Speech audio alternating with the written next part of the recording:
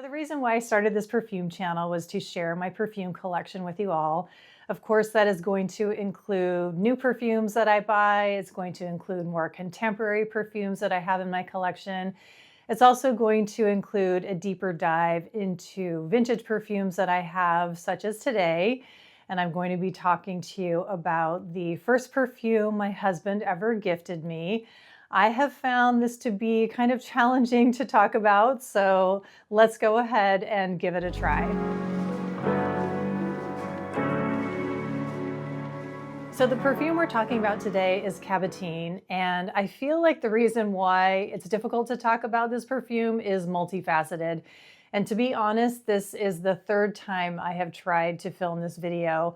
And I think that's partly because this is such a special perfume to me because it was the first perfume my husband ever gave to me.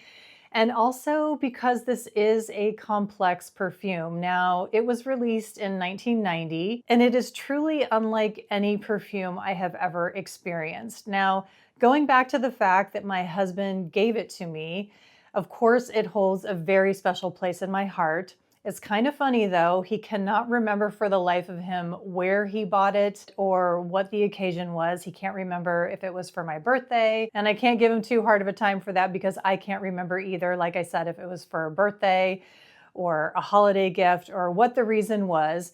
And like I also said, he can't remember where he purchased it. But what I do remember very clearly and very distinctly is that he purchased it on his own volition. I did not request this perfume. He may have gotten help from a salesperson, but he did purchase this on his own. So that is also why this is a very special perfume to me, because he picked it out all on his own. So I love the fact that he just purchased this all by himself. But it's also a very special perfume because it is unlike anything you can get on the market today. And I find that has also been very difficult to talk about, not only because it holds a special place in my heart, and I have a very distinct scent memory around it, and not a specific scent memory, but more just like a feeling around this perfume. Because as I said, since it was the first perfume my husband ever gave to me, so it has that feeling of courtship and when we were dating and just being young and before we had kids. And we also took a trip to the Dominican Republic together, and I took this perfume with me. So when I smell it, I just get that feeling of sort of tropical lushness. So I have that scent association with it. So it's complex in that way that it takes me back to not necessarily a specific time, but just a general time and a general feeling of being young and falling in love, and also the tropics and the sun. And I just love that scent association that I have with this particular perfume. So in that way, it has a complexity in terms of the emotional connection that I have to this perfume. And then in terms of how it smells, it's also complex because, as I said, it's not going to smell like anything you're going to find out on the market today. So let's go ahead and talk about the notes.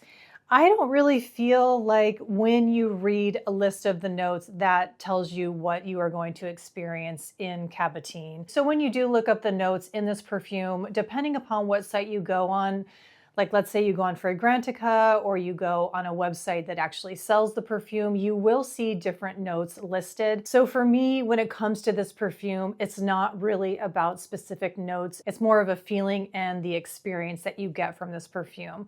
So that's what I'm going to talk about today, more so than parsing out notes. When it comes to the top of this perfume, what I get are aldehydes. And if you read any of the reviews on either Base Notes or Fragrantica, a lot of people are talking about the aldehydes at the top of this perfume.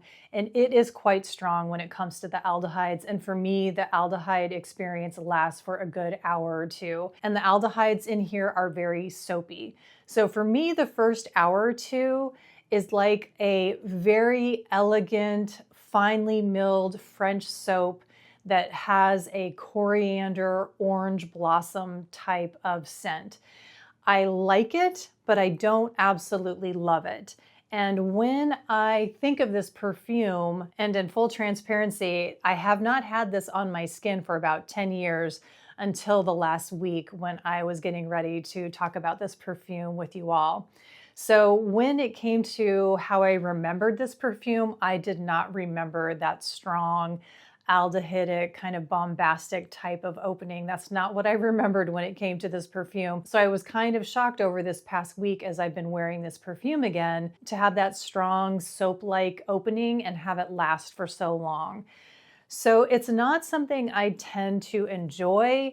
I didn't dislike it, but it wasn't something that I really enjoyed or that I would particularly be drawn to in a perfume. But it was interesting and I was fine with it because what follows that is utterly gorgeous in my opinion. So then as the heart starts to develop, you get more of the florals, rose and tuberose, ginger lily and hyacinth, freesia. There's also violet and iris listed. I don't necessarily get one particular floral note, but I would say if anything was going to be the most forward floral note in this perfume, it is definitely ginger lily. And ginger lily apparently had not been used in perfumery, the synthetic ginger lily note, until this perfume came along. So I guess that was quite groundbreaking in Cabotine. So I find that to be pretty interesting. So the ginger lily in here is quite beautiful, and I really do love the emergence of the ginger lily. But what I love even more so than the middle notes emerging is the dry down of this perfume. It is absolutely gorgeous, and I personally love it, and I find it to be so unique. So what I love about this perfume is the deep, musky floral base in this perfume. I know that vanilla and woods are mentioned in the base here, but I find it to be more deeply musky. And when I say musky, I mean an animalic, almost indolic type of musk that is so full-bodied, very deep and rich. So today it feels very common when you see musk in a list of notes that is going to be more like a clean musk or a white musk. And that is not something that I particularly enjoy or like in a perfume.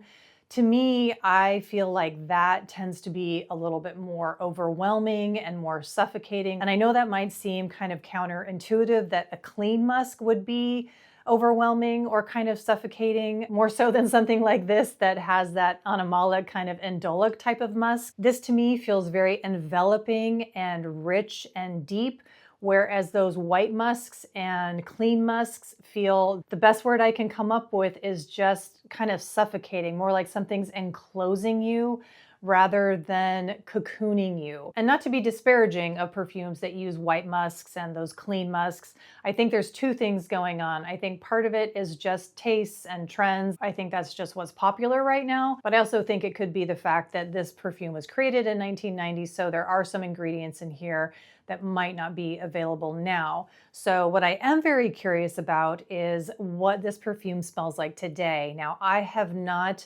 tried the reformulation of Cabotine. It does actually get good reviews on Fragrantica.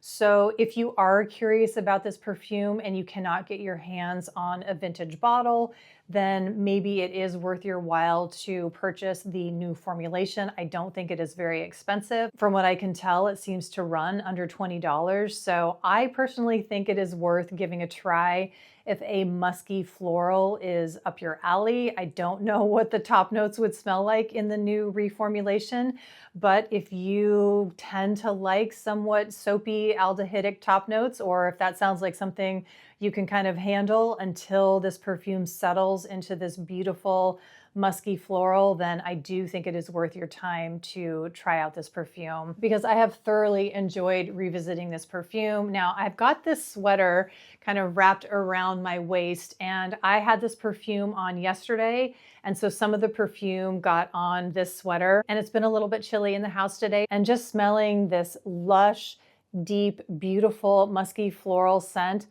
on this sweater just makes me feel so cozy. And as I've said, it doesn't take me back to a specific moment in time. It just gives me this wonderful emotional feeling that I'm sure you all relate to. It's very, very hard to pinpoint, describe, just talk about in general. That's why this video has been so hard to film, because I just can't put into words how it makes me feel. It's also very hard to describe what this perfume smells like, but all I can tell you is just wrapping myself in this sweater with this gorgeous, deep floral that has this full-bodied facet to it that I just don't feel like you get from many perfumes today.